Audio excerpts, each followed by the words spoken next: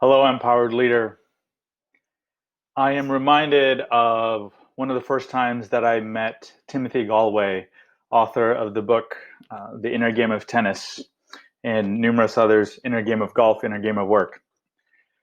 I was at a workshop where he was presenting, and we were doing this exercise on the putting green of a golf course. And basically, we had to exercise hitting the ball, but then without looking at it, he would ask two questions. How did I do? And basically, where specifically did the ball go? Did it go to the left? Did it go to the right? Was it below, or did it go past the hole? And then the second question was, how do I know?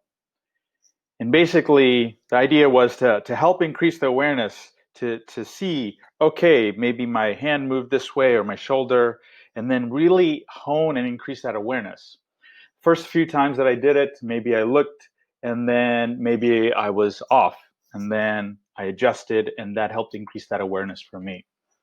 What was fascinating is, as I've been reflecting on those two questions throughout my coaching career and just work in this arena, I was watching another video earlier this week by DiAngelo, author of the book White Fragility.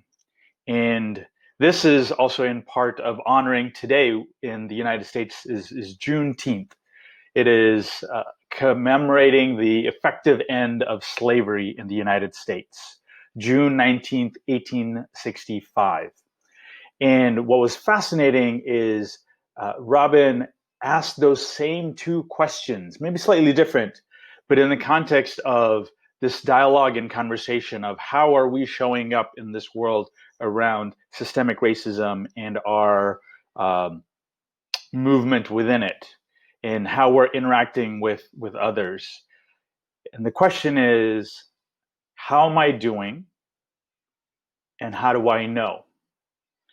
And why am I bringing this up? Why have I brought this up the past few weeks? And what does that have to do with relating to focus and progress, and maybe any of the other workshops that you might have watched or attended? Ultimately, it's recognizing that any of those things are happening in a context, that we are not operating in a vacuum, right? The workshops that you might have seen me in, the Tiny Habits, they were as a presentation to be able to provide support in this global pandemic of COVID-19 that we're experiencing, and recognizing what's going on in the world, what's going on for ourselves. They're not separate, they're interrelated. And so those same skills that we are learning to enhance our resiliency, to lead others with resilience, to lead ourselves with resilience in these uncertain times, those same skills map across so many different areas. And so I hope that you're not getting lost with, this is one topic and then this is the other topic. These are all interrelated, my friend. They're all interrelated. How we ultimately are being in this world to empower ourselves and empower others is connecting back to our own humanity, to each other's humanity. So that's a lot I have said. And so I'd like to invite you to explore this for yourself. These two questions. How are you doing in whatever particular area you want to look at? And how do you know? Allow this to be an ongoing reflection. And if you don't know how you're doing, find ways to educate yourself. Look up things online. Talk to other people. There are ways you can continue. Engage with the material that you're seeing here.